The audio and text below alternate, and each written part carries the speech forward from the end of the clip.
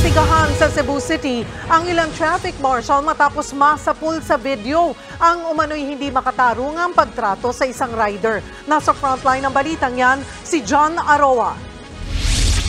Pagmasdan ang kuhang ito ng CCTV sa IT Park sa Cebu City. Makikita ang isang traffic marshal na nagmamadaling naglagay ng harang sa gitna ng daan kahit may mga dumadaang sasakyan, hanggang sa tinulak ng marshal ang isa sa mga bakal na harang na siyang naging dahilan para sumemplang ang isang rider. Pagtayo ng rider, pinalibutan na siya ng iba pang mga marshal. Sinubukang tumakas ng rider pero pinagtulungan siyang pigilan ng iba pang marshal.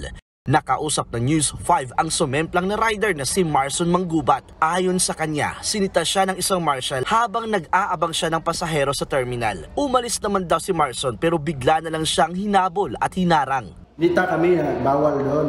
Okay naman, sumunod naman kami sa kanila. Pero yung pagsalitaan ka ng, ano kayo dyan? Titigas kayo, gahi na mo, yung sa Bisaya. Gahi na mo. Siyempre naman, tubagsag ka, sobra na kayo stricto. Hindi naman kayo, yun lang yung ginagalit nila. Hindi ko na inasahan na pag dating ko sa labas, ganun yung ginagawa nila sa amin. Tinikitan daw si Marson dahil sa obstruction on the flow of traffic. Pero hinain niya, sobra naman ang ginawa sa kanya. Hindi ko nga alam kung ba't ganun pang yung trato sa akin. Hindi naman ako kriminal. Wala naman talagang taong na sa akin doon.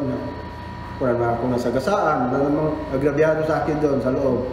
Pero ganyan nila trato sa akin. Sinubukan ng News 5 na kunan ng pahayag ang mga sangkot na marshal at ang kanilang security agency, ngunit tumanggi sila magbigay ng pahayag. Kinuwestiyon din ngayon kung sino ang nagbigay ng kapangyarihan sa mga traffic marshal na manikit sa lugar. I find it very deplorable and condemnable. I am also asking the police department of the city to conduct their parallel investigation over the matter.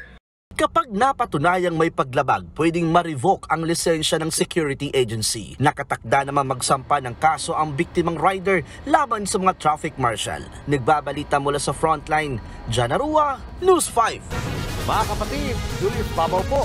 Iba na ang may alam at may pakialam sa panahon ngayon. Huwag maging huli at maging una sa lahat ng balitaan. Mag-subscribe at mag-follow sa social media pages ng News 5.